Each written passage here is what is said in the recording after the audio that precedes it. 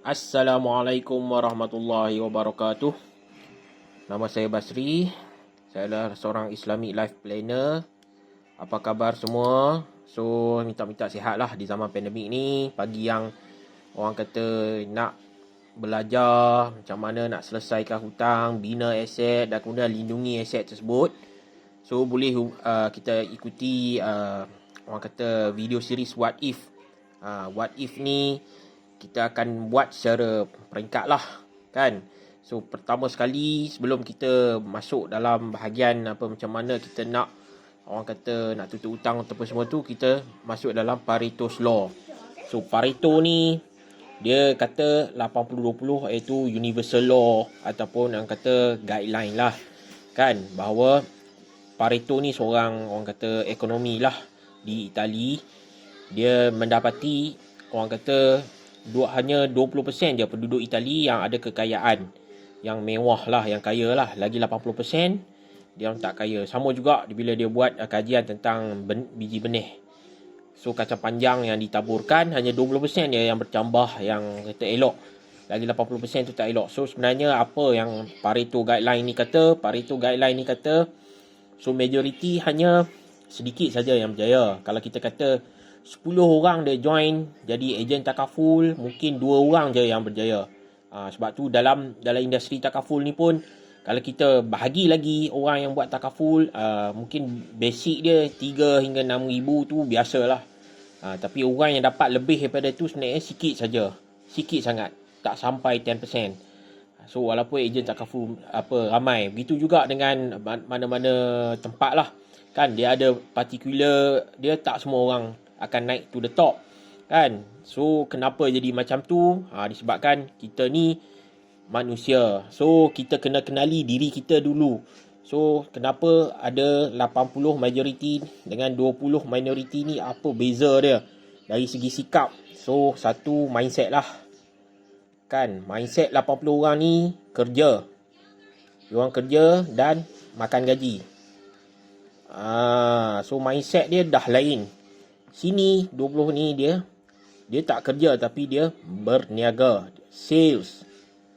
So konsep dia lain, dia tak makan gaji. So dia dapat commission ataupun dia dapat untung, profit, kan, commission atau profit. So dia lain, mindset dia orang lain.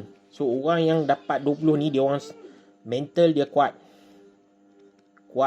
mental lah, kan. Sini lemah lah sikit, lemah. Kemudian dia banyak alasan. Dia bagi alasan sibuk, kerja banyak, tak pandai cakap, malu dan macam-macam lagi lah. Alasan dia kali infinity lah, kan. Kalau sini dia tak ada alasan. Gagal lah. Tapi tak ada alasan. Makna kalau gagal lah. Kalau tak gagal, dia akan teruskan lah. Mungkin gagal 10 kali, 11 kali dia berjaya. Tapi semangat dia. Sebenarnya orang yang berniaga ni banyak kali dia gagal, tapi dia berjaya, akhirnya dia berjaya, kan. Orang yang kerja ni dia lemah dan alasan dia memang banyak. Dia bagi alasan. But yes, kita boleh ubah mindset, kan. Tapi nak ubah, orang kata tu ambil masa. Attitude adjustment tu bukannya senang. Kita nak ubah daripada kerja makan gaji terus berniaga, kan. So sini overthinking. Dia overthinking banyak sangat. Macam tu alasan dia banyak. Sini just do it. Kan. Dia do it lah. Buat je. Langgar orang kata langgar tiang, langgar dinding, dia belajar. Kan, dia orang belajar. Sini dia tak nak belajar. Dia overthinking, dia takut failure. Sini dia tak nampak failure, dia nampak sukses. Kalau aku berjaya, aku akan kalau aku gagal, at least sekarang ni aku tahu apa yang gagal. Sini dia nampak failure dia. So dia kekal lah mindset makan gaji tu. So sebab tu dalam orang kata tutup hutang ni pun, atau bina aset dalam kewangan ni pun, 80% tak berjaya. 80% tak berjaya. 20% je yang betul-betul berjaya, yang boleh bina aset, yang betul-betul ada financial freedom. So kita memang kalau makan gaji, sebenarnya ada cara sesuai dengan jiwa kita, kan. Tapi kita tak boleh lah fikir nak jadi millionaire atau billionaire. Tapi kita boleh minimalkan risiko, Minimalkan risiko walaupun kita bekerja dengan satu, tutup hutang. Kan, tutup hutang. Kedua, kita bina aset. Kan, bina aset tunai lah maksud saya. Kalau aset, kita tak nak beli hartanah 2, 3, 4 macam sifu hartanah. Yang tu sebenarnya berisiko tinggi. Sebab apa? Sebab hartanah ni sekarang ni nilai dia adalah inflation ataupun nilai dia dah dinilaikan terlampau tinggi. Kalau tahun 1985 tu okey lah lagi, tapi sekarang dah 2020 dia harga dia dah 300% dah daripada harga masa dulu. Jadi orang beli dulu-dulu dia boleh untung. Bukan sekarang tak boleh beli untung, tapi dia ada banyak proses. Takkan kita nak percaya cakap sifu hartanah beli 3-4 biji sekali loan submission kan. Kalau sangkut macam mana? Sebab dia tak ada garanti. Dia pun tak boleh garanti dan dia tak ada garanti. So kita nak yang ada garanti. Kita nak yang ada garanti. Garanti ni bukanlah daripada mulut janji manis. Maknanya satu, dia sah di sisi undang-undang. Sah di sisi undang-undang ni maksud dia ada akta lah, akta syarikat kan. Dia di bawah orang kata Securities, dilindungi Securities Commission. So modal protected, capital protected. Kita nak yang macam ni. So kalau kita sebagai investor pun kita masuk, kita tak perlu risau company jadi apa-apa. Sebab apa? Sebab capital protected.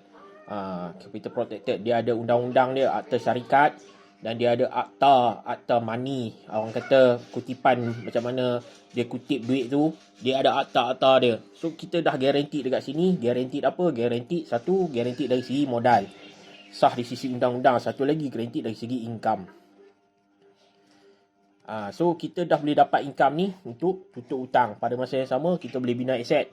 So orang yang kerja makan gaji, dia kena bina dulu si Chris Sitos, supaya kelayakan orang kata pinjaman dia senang nak lulus. Dekat mana? Dekat bank lah kan. Bank sekarang dia bagi 1.88%. So daripada 200k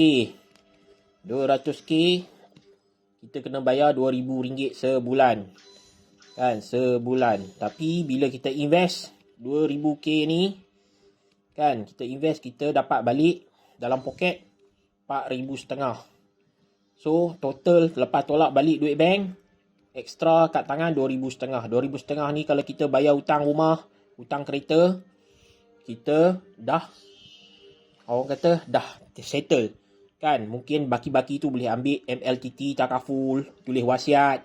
So kita dah lengkap dah kita punya piramid.